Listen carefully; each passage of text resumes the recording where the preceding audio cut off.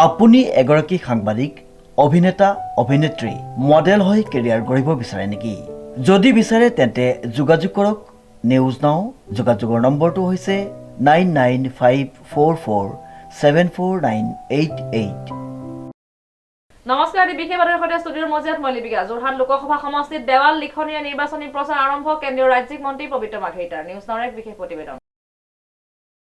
যোৰহাট লোকসভা সমষ্টিত দেৱাল লিখনিৰে নিৰ্বাচনী প্ৰচাৰ আৰম্ভ। কেন্দ্ৰীয় ৰাজ্যমন্ত্ৰী পবিত্ৰ মাঘেৰিটাৰ এই কাৰ্যসূচী শুভাৰম্ভ কৰে কেন্দ্ৰীয় ৰাজ্যিক মন্ত্ৰী পবিত্ৰ মাঘেৰিটাই।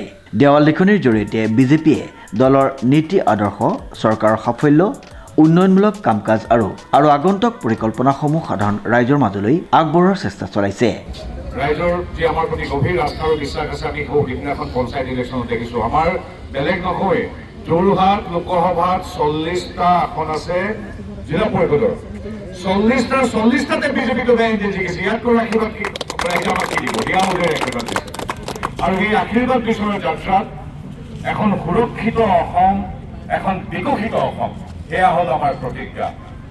এখন বিকশিত অসম আৰু সুৰক্ষিত অসম আমি প্ৰতিজ্ঞাৰে আমি আগবাঢ়িছোঁ। আৰু তাৰ সেই যাত্ৰা আজি আমি কাৰ্যকৰ্তাৰ যিমান আমাৰ স্থানীয় শিল্পী আছে, যিসকল চিত্ৰশিল্পী আছে আৰু আমাৰ স্থানীয় কাৰ্যকৰ্তা আছে, একেবাৰে 80 জ্যেষ্ঠজনৰ পৰা নতুন আমাৰ নৱাগত যুৱজনলৈকে সকলোৱে মিলি আজি আমি সমগ্ৰ অসমতে আজি দেৱাল লিখন আৰম্ভ কৰিছোঁ। এই দেৱাল লিখনত আমি কি ক'ম?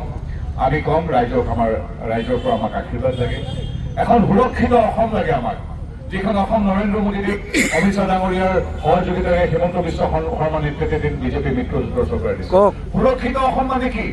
আমি ৰাইজৰ ওচৰলৈ প্ৰথম আমি আৰম্ভ কৰিম। সুৰক্ষিত অসম মানে যে উগ্ৰপন্থীৰ গুলীত বিগত সময়ছোৱাত এজনো মানুহৰ মৃত্যু হোৱা নাই। ইয়াতকৈ কিবা নিৰাপত্তাৰ সুৰক্ষাৰ কথা আছে নেকি? মানুহটো মানুহেই। কাজিৰঙাৰ গড় কেতিয়াও আজি ৰাইজত সুৰক্ষিত। সুৰক্ষা কাক কোৱা হয়? আমাৰ বনাঞ্চল, আমাৰ চৰকাৰী ভূমি, আমাৰ সত্ৰ নামঘৰ অচিনাকি মানুহে বেদখল কৰি আহিছিল আৰু তেওঁলোকক আজি 1,46,000 বিঘা মাটিৰ পৰা উচ্ছেদ কৰা হৈছে। ইয়াক কোৱা হয় সুৰক্ষিত অসম। আজি আমাৰ ডেকা ল'ৰা ছোৱালীকেইটা মাজনিশাও ঘৰলৈ আহিলে আমি ভয় নকৰোঁ, কাৰণ আজি বোমা বিস্ফোৰণ বা গুলীয়াগুলী কোনো ধৰণৰ গোষ্ঠীগত সংঘৰ্ষ নাই।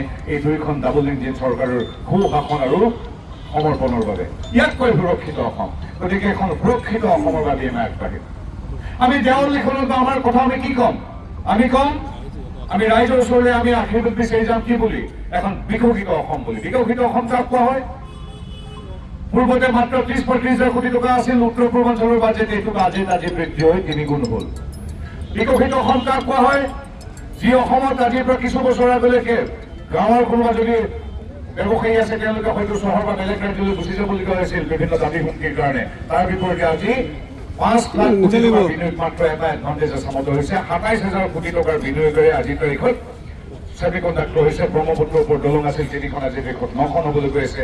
প্ৰতি ঠাইত চিকিৎসা মহাবিদ্যালয় আৰম্ভ হৈছে।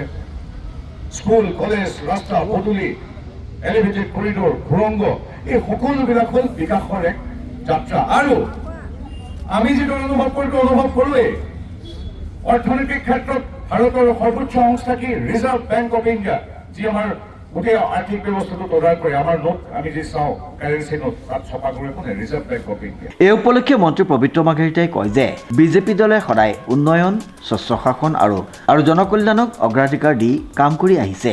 আগন্তুক বিধানসভা নিৰ্বাচনত ৰাইজৰ আশীৰ্বাদেৰে পুনৰবাৰ উন্নয়নৰ ধাৰা অব্যাহত ৰাখিবলৈ দল প্ৰতিশ্ৰুতিবদ্ধ বুলি তেওঁ মন্তব্য কৰে।